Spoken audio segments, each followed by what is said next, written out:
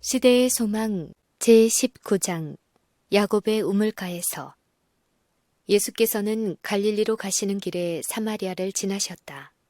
그분께서 아름다운 세겜 골짜기에 이르신 것은 정오 때였다. 이 골짜기 어구에 야곱의 우물이 있었다. 여행에 지친 예수께서는 당신의 제자들이 양식을 사러 간 동안 쉬기 위하여 이곳에 앉으셨다. 유대인들과 사마리아인들은 서로 앙숙이어서 가능한 한 피차 모든 거래를 피하였다. 필요한 경우에 사마리아인들과 상업 거래를 하는 것은 랍비들에 의하여 합법적인 것으로 간주되었으나 그들과의 모든 사교는 정죄를 받았다. 유대인들은 사마리아인에게 빌리려고 하지 않았고 친절한 행위뿐만 아니라 떡 한 조각이나 물 한 잔이라도 얻으려고 하지 않았다. 제자들이 양식을 샀지만 그것은 그들 나라의 관습에 일치하는 행위였다. 그러나 그들은 이 범위에서 더 나가지 않았다. 사마리아인에게 호의를 구하거나 어떤 방식으로 그들에게 유익을 주려고 하는 일은 그리스도의 제자들조차도 상상할 수 없는 일이었다. 예수께서 우물가에 앉아 계실 때에 그분은 허기와 갈증으로 피곤하셨다. 아침부터 먼 여행을 하였고 이제는 정오의 태양이 그분에게 내리쬐었다. 그분의 갈증은 차고 신선한 물이 바로 옆에 있는데도 마실 수 없다는 생각으로 말미암아 더 심하였다. 그분에게는 두레박이 없었고 우물은 깊었다. 그분은 인성의 운명을 쓰셨으므로 누군가가 물 길러 오기를 기다리셨다. 한 사마리아 여인이 다가와서 그리스도가 계시는 것을 알지 못한 듯 그의 물항아리를 가득 채웠다. 그가 돌아서서 가려고 할 때 예수께서 물 한 모금을 청하셨다. 동방 사람들은 이러한 요청을 거절하지 않았다. 동방에서는 물을 하나님의 선물이라고 불렀다. 목이 마른 나그네에게 물 한 모금 대접하는 것을 매우 신성한 의무로 생각하였으므로 사막의 아랍 사람들은 이 일을 이행하기 위하여 일부러 길가에 나가곤 하였다. 유대인과 사마리아인들 사이의 증오심은 그 여자로 하여금 예수님에게 친절한 행위를 하지 못하도록 하였다. 그러나 구주께서는 이 여자의 마음문을 여는 열쇠를 찾고 계셨으며 하나님의 사랑에서 우러나오는 재치로서 호의를 베푸신 것이 아니라 요구하셨다. 친절을 베푸는 일이 거절당할 수도 있을 것이나 신뢰는 신뢰를 일깨운다. 하늘의 왕이 이 버림받은 영혼에게 와서 그녀의 손으로 하는 봉사를 요구하셨다.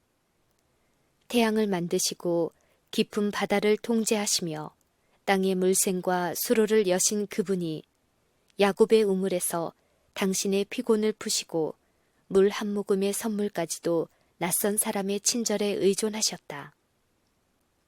이 여자는 예수님이 유대인인 것을 알았다. 그 여자는 놀라서 그분의 요구에 응할 것은 잊어버리고 물을 달라는 이유를 알려고 하였다. 그 여자는 당신은 유대인으로서 어찌하여 사마리아 여자 나에게 물을 달라 하나이까 하고 말하였다. 네가 만일 하나님의 선물과 또 내게 물 좀 달라 하는 이가 누구인 줄 알았다면 내가 그에게 구하였을 것이요 그가 생수를 내게 주었으리라 라고 예수께서 대답하셨다. 내가 우리 발 아래 있는 우물에서 물 한 모금 같은 매우 작은 호의를 네게 구하는 것을 너는 이상히 여기는구나. 네가 만일 나에게 요구하였다면 나는 너에게 영생의 물을 주어 마시게 하였을 것이다. 그 여자는 그리스도의 말씀을 이해하지 못하였으나 그 말에 엄숙한 뜻이 있다는 것을 느꼈다. 그 여자의 경박하고도 농담적인 태도는 변하기 시작했다. 그 여자는 예수께서 저희 앞에 있는 그 우물에 대하여 말씀하시는 줄 생각하고 이렇게 말했다. 주여, 물 기를 그릇도 없고 이 우물은 깊은데 어디서 이 생수를 얻겠삼나이까. 우리 조상 야곱이 이 우물을 우리에게 주었고 또 여기서 자기가 먹었으니 당신이 야곱보다 더 크니이까? 그 여자는 단지 여행에 지치고 먼지 묻은 목마른 한 여행자가 자기 앞에 있는 것을 보았을 뿐이었다. 그 여자는 마음속으로 존경하던 부조 야곱과 예수님을 비교하여 보았다. 그 여자는 다른 어떤 우물도 조상들이 만들어 놓은 것과 같을 수 없다는 지극히 당연한 생각을 품고 있었다. 그 여자는 조상들의 소망이었던 메시아께서 친히 자기 곁에 계셨지만 그분을 알아보지 못하고 과거의 조상들을 회고하면서 메시아의 오심을 고대했다. 오늘날 얼마나 많은 목마른 영혼들이 생명수 곁에 있으면서도 그 생명의 우물을 찾기 위해 멀리 바라보고 있는가. 내 마음에 누가 하늘에 올라가겠느냐 하지 말라 하니 올라가겠느냐 함은 그리스도를 모셔 내리려는 것이요 혹 누가 음부에 내려가겠느냐 하지 말라 하니 내려가겠느냐 함은 그리스도를 죽은 자 가운데서 모셔 올리려는 것이라. 말씀이 내게 가까워 내 입에 있으며 내 마음에 있다 하였으니 내가 만일 내 입으로 예수를 주로 시인하며 또 하나님께서 그를 죽은 자 가운데서 살리신 것을 내 마음에 믿으면 구원을 얻으리라. 예수께서는 자신에 관한 그 질문에 즉시로 대답하지 않았으나 엄숙한 열성을 가지고 말씀하셨다. 이 물을 먹는 자마다 다시 목마르려니와 내가 주는 물을 먹는 자는 영원히 목마르지 아니하리니 나의 주는 물은 그 속에서 영생하도록 솟아나는 샘물이 되리라. 이 세상의 우물에서 그 갈증을 풀려고 하는 자는 다시 목마를 것을 마실 뿐이다. 도처에서 사람들은 만족을 얻지 못한다. 그들은 영혼의 필요를 공급할 수 있는 무엇을 갈망한다. 오직 한 분만이 그 필요를 채울 수 있다. 세상의 필요, 곧 만국의 소망은 그리스도이시다. 그분만이 나누어 줄 수 있는 하늘의 은혜는 생수와 같아서 영혼을 순결하게 하고 소생시키며 활력을 준다. 예수께서는 단지 한 모금의 생수가 그것을 받아들이는 자를 충족시킬 것이라는 의미로 말씀하지 아니하셨다. 그리스도의 사랑을 맛본 자는 계속적으로 그것을 더욱 갈망할 것이다. 그는 다른 것을 구하지 않는다. 세상의 부귀 영화가 그를 매혹시키지 못한다. 그가 마음속에 늘 외치는 소리, 당신을 나에게 더 주시옵소서라는 말이다. 그리고 영혼에게 그 필요를 알려주는 분께서 그 주림과 갈증을 채워주기 위하여 기다리고 계신다. 모든 인간적인 지혜와 의뢰는 실패할 것이다. 물통에 물이 비고 연못은 마르게 될지라도 우리의 구속주께서는 다함이 없는 샘물이 되신다. 우리가 아무리 마시고 또 마실지라도 늘 새롭게 공급된다. 그리스도께서 그 안에 거하시는 자는 그 속에 축복의 샘, 곧 영생하도록 솟아나는 샘물을 가진 것이다. 그 사람은 이 근원에서 자신의 모든 필요를 충족시킬 수 있는 능력과 은혜를 길어오를 수 있을 것이다. 예수께서 생수에 대하여 말씀하셨을 때 그 여자는 궁금증을 가지고 예수님을 바라보았다. 예수께서는 그 여자의 흥미를 일으키고 당신께서 말씀하신 그 선물에 대한 욕망을 일깨우셨다. 그 여자는 예수께서 말씀하시는 것이 야곱의 우물이 아님을 깨달았다. 주여, 이런 물을 내게 주사 목마르지도 않고 또 여기 물길러 오지도 않게 하옵소서 라고 그 여자가 말하였다. 이제 예수께서 갑자기 화제를 바꾸셨다. 예수께서 주기를 열망하신 선물을 이 영혼이 받아들일 수 있기 전에 그 여자는 자신의 죄와 자신의 구주를 깨닫지 않으면 안 되었다.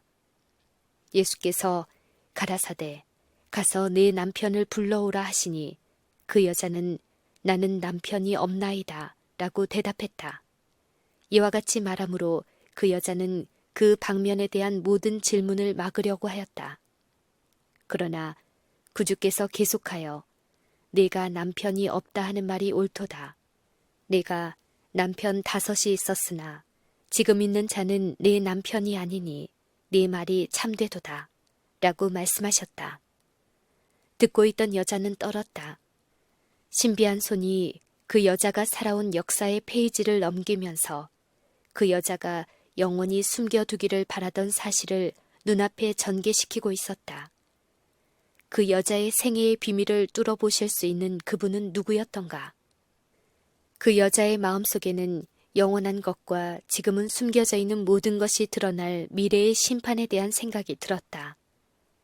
그 빛 속에서 양심은 눈을 떴다. 그 여자는 도무지 부인할 수가 없었다. 그러나 그녀는 그다지 반갑지 않은 이 질문에 대한 모든 설명을 피하려고 했다. 그녀는 깊은 존경을 표시하면서 주여, 내가 보니 선지자로소이다. 라고 말했다. 그때 그녀는 죄에 대한 깨달음을 침묵시키기를 바라면서 종교적인 논쟁의 대상이 되었던 점들로 화제를 돌렸다. 만일 선지자라면 이 사람은 오래도록 논쟁의 대상이 되어왔던 이 문제에 대하여 속 시원한 교훈을 줄 수 있을 것이다.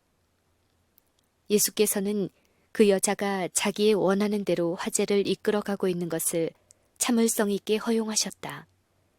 그동안 예수께서는 그 여자의 마음속에 다시 진리를 전해줄 기회를 살피셨다. 우리 조상들은 이 산에서 예배하였는데 당신들의 말은 예배할 곳이 예루살렘에 있다 하더이다. 라고 그 여자는 말했다. 그리심산이 바로 눈앞에 보였다. 그 성전은 파괴되어 그 제단만 남아있었다. 유대인들과 사마리아인들은 예배의 장소에 대한 문제로 논쟁을 계속해 왔었다. 사마리아인들의 조상 중 얼마는 한때 이스라엘에 속하여 있었으나 그들의 죄로 말미암아 주께서는 그들이 우상을 섬기는 나라에서 정복당하도록 버려두셨다. 그들은 여러 세대 동안 우상 숭배자들과 혼합되었으며 우상 숭배자들의 종교는 점차 이스라엘 종교를 부정하게 물들여 놓았다. 그들이 우상들은 그들에게 우주의 통치자이신 살아계신 하나님을 상기시켜주는 것에 불과하다고 믿는 것은 사실이었으나 그럼에도 불구하고 백성들은 그들이 새긴 우상을 공경하도록 지도를 받았다. 예루살렘의 성전이 에스라의 시대에 재건되었을 때 사마리아인들은 그 건축에 유대인들과 합류하기를 원했다. 그들은 이 특권을 거절당했으며 그 후로 두 국민들 사이에 극렬한 증오심이 싹트기 시작했다. 사마리아인들은 그리심산에 이에 필적하는 성전을 세웠다. 그들은 우상 숭배를 완전히 버리지 않았지만 여기에서 그들은 모세의 의식에 일치하게 예배를 드렸다. 그러나 재난들이 그들을 따르고 그들의 성전은 원수들에게 파괴되어 그들은 저주 아래 있는 듯이 보였다. 그러나 그들은 여전히 그들의 유전과 예배의 형식을 고수했다. 그들은 예루살렘의 성전을 하나님의 집으로 인정하려 하지 않았고 유대인의 종교가 그들의 종교보다 우월하다는 것을 시인하려고도 하지 않았다. 예수께서 그 여자에게 대답하셨다. 여자여, 내 말을 믿으라. 이 산에서도 말고 예루살렘에서도 말고 너희가 아버지께 예배할 때가 이르리라. 너희는 알지 못하는 것을 예배하고 우리는 아는 것을 예배하노니 이는 구원이 유대인에게서 남이니라. 예수께서는 자신은 사마리아인들에 대한 유대인의 편견을 가지고 있지 않다는 것을 보여주셨다. 그분은 지금 유대인들에 대한 이 사마리아인의 편견을 깨트리고자 하셨다. 사마리아인들의 믿음이 우상 숭배로 말미암아 부패되었다는 사실을 언급하면서 예수께서는 구원의 위대한 진리가 유대인에게 맡겨졌으며 유대인들 가운데서 메시아가 나오리라고 선언하셨다. 그들이 가지고 있는 성경에는 하나님의 품성과 그분의 정부의 원칙들이 명백히 제시되어 있었다. 예수께서는 자신을 하나님께서 당신 자신에 대한 지식을 주신 백성들, 곧 유대인으로 분류하셨다. 예수께서는 당신의 말을 듣는 사마리아 여인의 생각이 형식과 의식 문제나 쟁론의 문제들을 초월하게 되기를 바라셨다. 예수께서 말씀하셨다. 아버지께 참으로 예배하는 자들은 신령과 진정으로 예배할 때가 오나니 곧 이때라. 아버지께서는 이렇게 자기에게 예배하는 자들을 찾으시리라.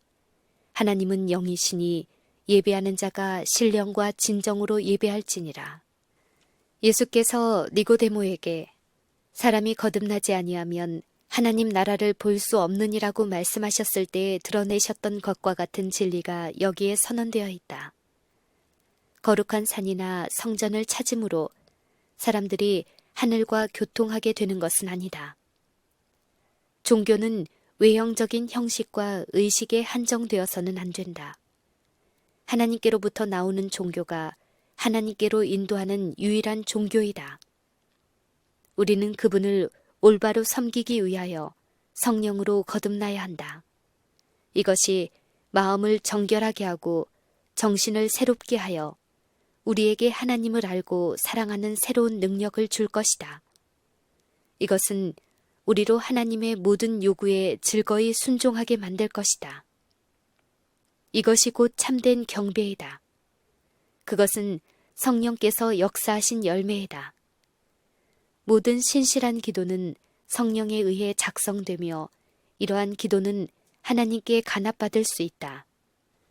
어디서나 영혼이 하나님을 구하는 곳에는 성령의 역사가 나타나며 하나님께서 그 영혼에게 자신을 계시하실 것이다.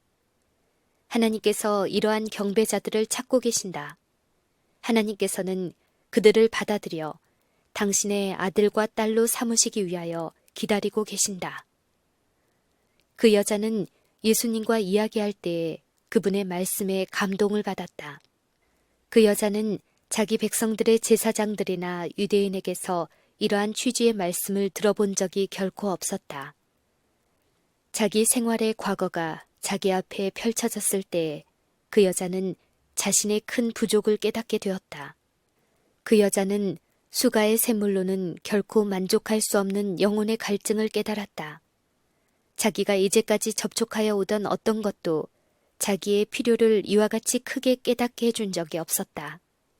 예수께서는 당신이 그 여자의 생애의 비밀을 통찰하셨다는 것을 그녀에게 확신시켰다.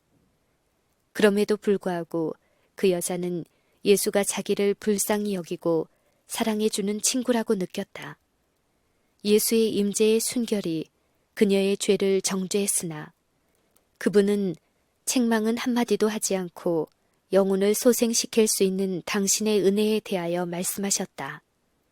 그 여자는 그분의 신분에 대하여 어느 정도 깨닫기 시작했다.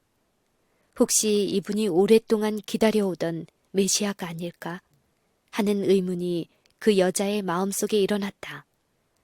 그 여자는 예수께 메시아 곧 그리스도라 하는 이가 오실 줄을 내가 아노니 그가 오시면 모든 것을 우리에게 고하시리이다 라고 말하였다. 예수께서 대답하셨다. 내게 말하는 내가 그로라. 이 말을 듣고 그 여인의 마음속에는 믿음이 솟아올랐다. 그 여자는 하늘의 교사의 입에서 나온 그 놀라운 선언을 받아들였다. 이 여인의 마음은 깨달을 수 있는 상태에 놓여 있었다. 그녀는 가장 고상한 계시를 받아들일 준비가 되어 있었다.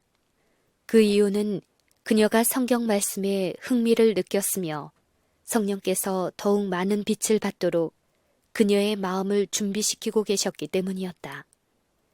그녀는 구약 성경에 내 하나님 여호와께서 너희 중 네 형제 중에서 나와 같은 선지자 하나를 너를 위하여 일으키시리니 너희는 그를 들을지니라 라는 약속을 연구하였다.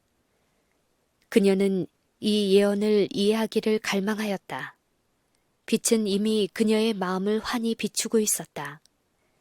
그리스도께서 모든 목마른 영혼에게 주시는 영적 생명인 생명수가 그녀의 마음속에 솟아나기 시작하였다. 하나님의 영이 그녀에게 역사하고 있었다. 그리스도께서 이 여인에게 하신 명료한 말씀은 스스로 의롭다고 하는 유대인들에게는 하실 수 없는 말씀이었다. 그리스도께서 그들에게 말씀하실 때에는 훨씬 더 제한적이었다.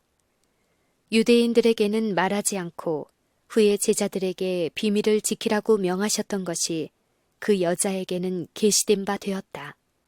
예수께서는 그 여자가 당신의 은혜에 참여하도록 하기 위하여 다른 사람들을 인도하는 일에 그 지식을 활용할 것을 아셨다.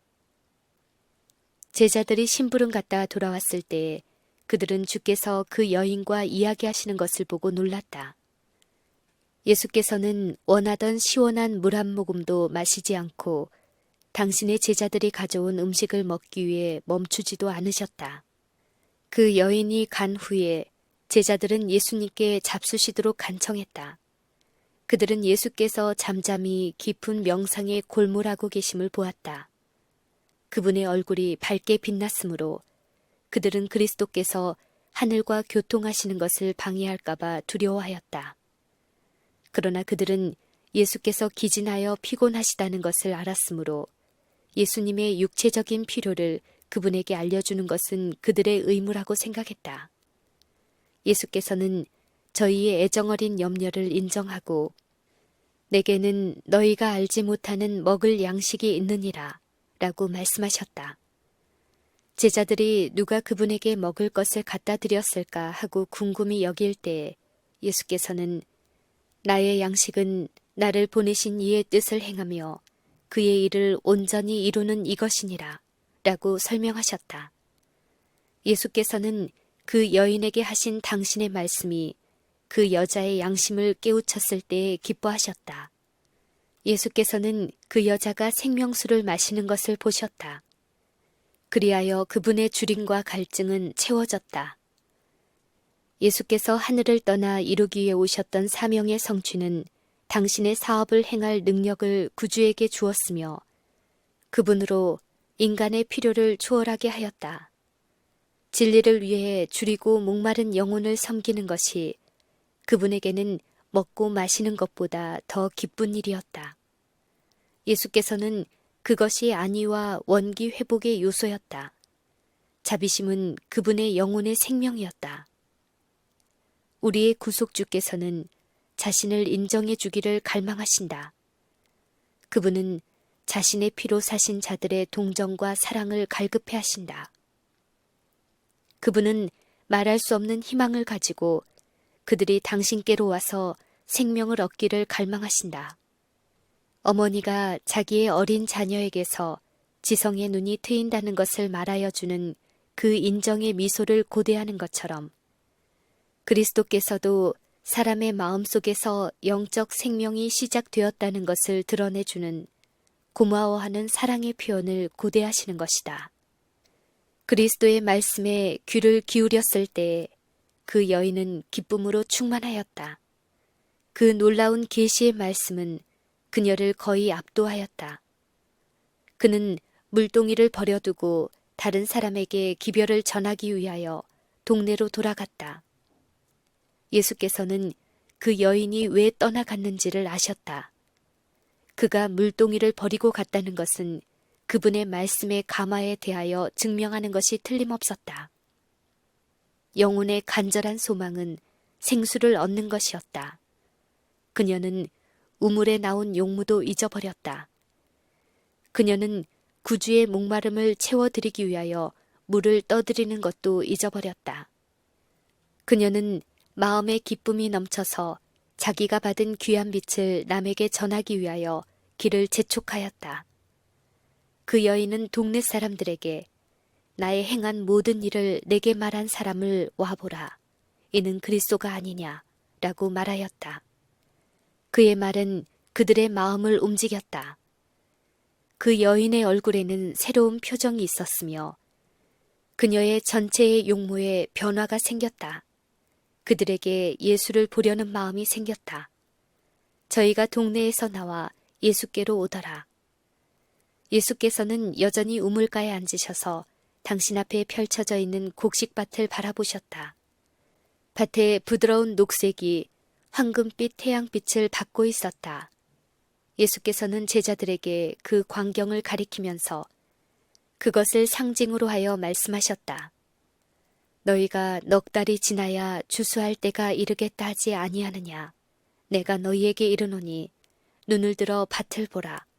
희어져 추수하게 되었도다. 예수께서는 말씀하시면서 우물을 향하여 오는 무리들을 쳐다보고 계셨다. 곡식을 추수할 시기는 아직도 넉 달이 지나야 했지만 여기에 추수꾼을 기다리는 열매가 있었다. 예수께서는 말씀하셨다. 거두는 자가 이미 삭도 받고 영생에 이르는 열매를 모으나니 이는 뿌리는 자와 거두는 자가 함께 즐거워하게 하려 함이니라.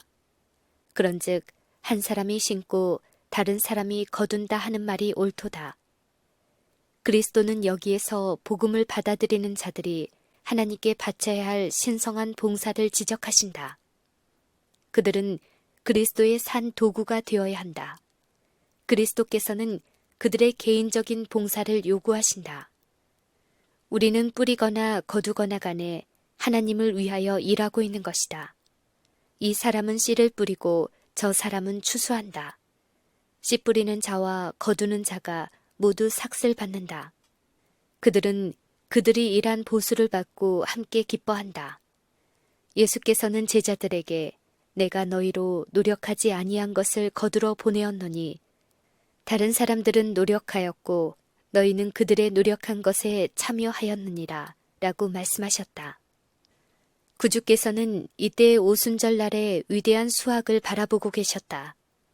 제자들은 이것을 그들 자신의 노력의 결과로 여기지 말 것이었다. 그들은 다른 사람들의 노력한 것에 참여하고 있었다. 아담의 타락 이래로 그리스도께서는 말씀의 씨를 당신의 택하신 종들에게 맡겨 인간의 마음속에 뿌리도록 하셨다. 그리하여 보이지 아니하는 힘, 곧 전능하신 능력이 그 추수를 내기 위하여 묵묵히 그러나 효과적으로 역사하였다. 하나님의 은혜의 이슬과 비와 햇빛이 진리의 씨에 힘을 주고 양분을 공급하기 위하여 주어졌다. 그리스도께서는 이제 바야흐로 당신 자신의 피로 그 씨에 물을 뿌리실 것이었다. 그분의 제자들은 하나님과 함께 일하는 자가 될 특권을 받았다.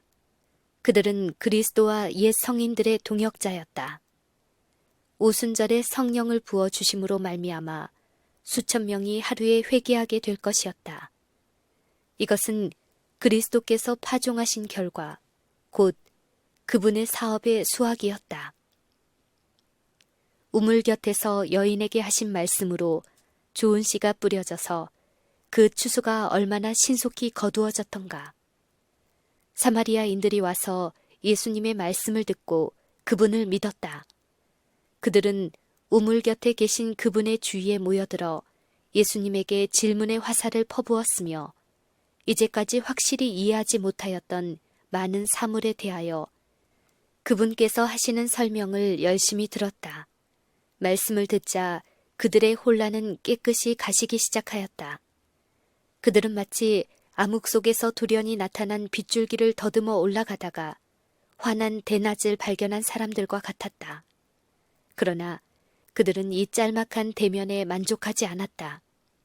그들은 더 듣기를 원했을 뿐만 아니라 그들의 친구들에게도 이 놀라운 교사의 말을 들려주기를 간절히 원하였다.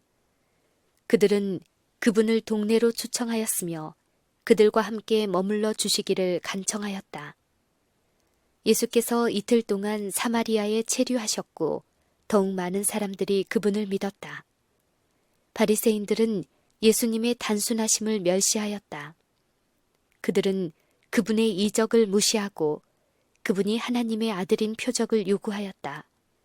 그러나 사마리아인들은 표적을 구하지 않았으며 예수께서는 우물가의 여인에게 그의 생명의 비밀을 드러낸 것 외에는 그들 가운데서 아무런 이적도 행하지 않으셨다.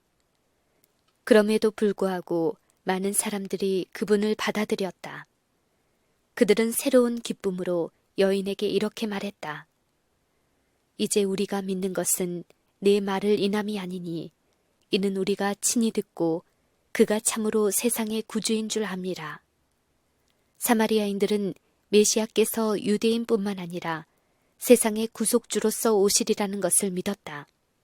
성령께서는 모세를 통하여 그분을 하나님께로부터 보내심을 받은 선지자라고 예언하셨다. 야곱을 통하여 백성들이 그리스도께로 모일 것이 선언되었다. 아브라함을 통하여 예수로 말미암아 땅의 모든 나라들이 복을 받으리라고 선언되었다. 사마리아 사람들은 메시아에 대한 그들의 신앙을 이러한 성경 말씀 위에 기초를 두었다. 유대인들이 후기의 선지자들의 말을 그릇 해석하여 그리스도의 재림의 영광을 초림시에 있을 것으로 돌렸던 사실은 사마리아인들에게 모세를 통하여 주어진 성경 외에는 모두 버리도록 인도하였다. 그러나 구주께서 이러한 모든 거짓된 해석들을 일소하셨으므로 많은 사람들이 후기의 예언들과 하나님 나라에 대한 그리스도 자신의 말씀을 받아들였다. 예수께서는 유대 사람과 이방 사람 사이에 가로막힌 담을 허시고 세상에 구원을 전파하기 시작하셨다.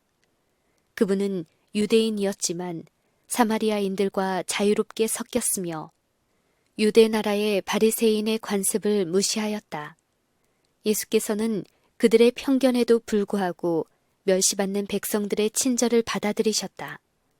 예수께서는 그들의 지붕 밑에서 주무시고 그들의 식탁에서 그들이 손수 준비하고 차려놓은 음식을 잡수시고 거리에서 가르치셨으며 가장 친절하고 정중하게 그들을 대하셨다. 예루살렘의 성전에는 낮은 담이 있어서 이것이 바깥들과 성전 건물의 다른 모든 부분을 구별하여 놓았다. 이 벽 위에는 여러 다른 언어로 유대인 외에는 이 경내의 통과를 허용하지 않는다는 글이 새겨져 있었다. 만일 이방인이 감히 군내에 들어간다면 그는 성전을 모독하였다고 하여 그 형벌로 죽임을 당할 것이었다. 그러나 성전과 그 봉사의 창시자이신 예수께서 인간적인 동정의 끈으로 이방인들을 당신께로 이끌어 당신의 하늘의 은혜로 유대인들이 거절한 구원을 그들에게 주셨다. 예수께서 사마리아에 머무르신 것은 아직도 유대인의 완강한 고집의 가마를 받고 있던 당신의 제자들에게 복이 되게 하기 위함이었다. 그들은 조국에 충성하려면 사마리아인들에 대하여 적개심을 품을 필요가 있다고 생각하였다. 그들은 예수님의 행동을 보고 이상하게 생각하였다. 그들은 그분의 모본을 따르기를 거절할 수가 없었으므로 사마리아에서 이틀을 머무르는 동안 그분께 충성하여 자신들의 편견을 억제하였지만 마음속은 불만이었다. 그들은 경멸과 증오심을 갖는 대신 긍휼과 동정을 가져야 한다는 것을 배우기에 느렸다. 그러나 구주께서 승천하신 후에 그 교훈들은 새로운 의미를 가지고 되살아났다. 성령의 부어주심이 있은 후에 그들은 이 멸시받는 외인들에 대한 구주의 표정과 그분의 말씀과 그분의 존중과 친절의 태도를 회고하였다. 사마리아에 복음을 전파하러 갔을 때 베드로는 이와 같은 정신으로 자신의 사업을 하였다. 요한이 에베소와 서머나에 부르심을 받아 갔을 때 그는 세겜에서의 경험을 기억하고 그들이 직면해야 할 역경들을 내다보시고 친히 모본을 보이심으로 그들에게 도움을 주셨던 하늘의 교사에 대한 감사한 생각으로 충만하였다. 구주께서는 사마리아 여인에게 생명수를 제공하셨을 때와 똑같은 사업을 여전히 수행하고 계신다. 예수님을 따르는 자라고 자칭하는 자들이 혹시 버림받은 자들을 멸시하고 기피할 수 있을 것이나 출생이나 민족의 환경도 생활의 조건도 그분의 사랑을 인류의 자녀들에게서 돌이킬 수 없다. 예수께서는 아무리 죄될지라도 각 영혼에게 내가 만일 나에게 구하기만 하였으면 내가 네게 생명수를 주었으리라고 말씀하신다. 복음의 초청을 선택된 소수에게 곧 우리의 생각에 그들이 그 초청을 받아들이면 우리에게 영예가 되리라고 여겨지는 자들에게만 국한시켜 제시해서는 안 된다. 이 기별은 모든 사람들에게 전해져야 한다. 어디서나 사람들이 진리를 받으려고 마음문을 연 곳에서는 그리스도께서 그들을 가르치시려고 대기하고 계신다. 예수께서는 그들에게 하나님 아버지와 마음을 읽으시는 그분께 간합되는 예배를 계시하신다. 예수께서는 이러한 자들을 위하여는 비유를 사용하지 않으신다. 그들에게는 우물가의 여자에게 하신 것과 같이 내게 말하는 내가 그로라 라고 말씀하신다. 예수께서 야곱의 우물에서 쉬기 위하여 앉으셨을 때에 그분은 당신의 전도가 거의 열매를 내지 못했던 유다 지방에서 돌아오시던 길이었다. 예수께서는 제사장들과 랍비들에게 거절을 당하셨으며 심지어 당신의 제자라고 고백하던 사람들까지라도 당신의 거룩한 신분을 깨닫지 못하였다. 그는 기진하고 피곤하셨다. 그러나 그분은 한 여자, 그나마도 이방인이요 이스라엘 사람이 아닌 외인이요 공공연한 죄 가운데 살고 있는 여인에게 말할 기회를 소홀히 하지 않으셨다. 구주께서는 회중이 모이기를 기다리지 않으셨다. 그분은 흔히 당신 주위에 모인 몇 사람들에게 가르치기 시작하였으나 행인들은 한 사람씩 멈추어 서서 듣는 중에 무리들은 이 하늘에서 보냄을 받은 교사를 통하여 제시되는 하나님의 말씀을 놀람과 경외심을 가지고 듣는 데까지 이르렀다. 그리스도의 일꾼들은 적은 청중에게도 큰 무리에게 하는 것과 같은 열성을 가지고 말할 수가 없다고 생각해서는 안 된다. 기별을 듣는 사람이 한 사람밖에 없을지도 모른다. 그러나 그 감화가 얼마나 멀리 미치게 될는지 누가 말할 수 있겠는가. 구주께서 사마리아 여자 때문에 시간을 소비하시는 것은 그의 제자들이 보기에도 사소한 문제처럼 생각되었다. 그러나 예수께서는 그 여인과 변론하기를 왕들이나 고관들이나 제사장들과 변론하는 것보다 더욱 열심히, 더욱 웅변적으로 하셨다. 예수께서 그 여자에게 하신 교훈은 지구상의 구석구석까지 이르러 반복되어 왔다. 사마리아 여자는 구주를 발견하자마자 다른 사람들을 그분 앞으로 이끌고 나왔다. 그 여자는 자신이 그분의 제자들보다 더욱 능률적인 선교사임을 증명하였다. 제자들은 사마리아가 훌륭한 선교지라는 것을 나타내는 아무런 표시도 보지 못했다. 그들의 생각은 장래에 이루어져야 할 큰 사업에만 집중되어 있었다. 그들은 자신들, 바로 주변에 거두어야 할 영혼의 수확이 있다는 것을 깨닫지 못했다. 그러나 그들이 멸시하던 그 여인을 통하여 온 동네가 구주의 말씀을 들으러 나왔다. 그 여자는 그 빛을 즉시 자기 불황민들에게 전하였다. 이 여인은 그리스도를 믿는 실천적 믿음의 활동을 대표한다. 모든 참된 제자는 하나님의 나라의 선교사로서 태어난다. 생수를 마시는 자는 생명의 샘물이 된다. 받는 자는 주는 자가 된다. 영혼 안에 있는 그리스도의 은혜는 사막의 샘물과 같아서 모든 것을 소생시키고 멸망하여 가는 자들로 하여금 생명수를 마시기를 열망하도록 만든다.